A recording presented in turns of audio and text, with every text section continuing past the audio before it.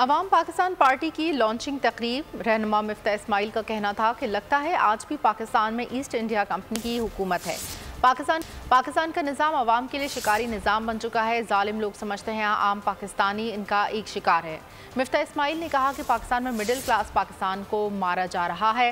موجودہ بجٹ بھی حکمرانوں کی ترجیحات کی بہترین عکاسی کرتا ہے۔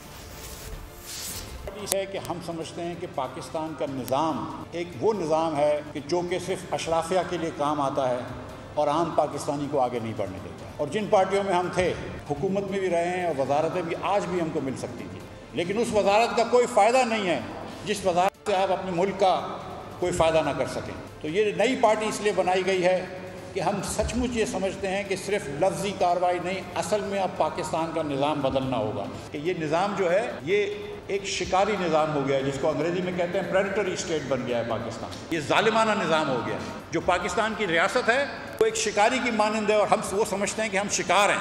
یہ جو آج بجٹ آیا ہے یہ اس کی حکمرانوں کی ترجیحات کی بہترین عکاسی کرتا ہے، تو یہ پاکستان اب ہمیں منظور نہیں ہے۔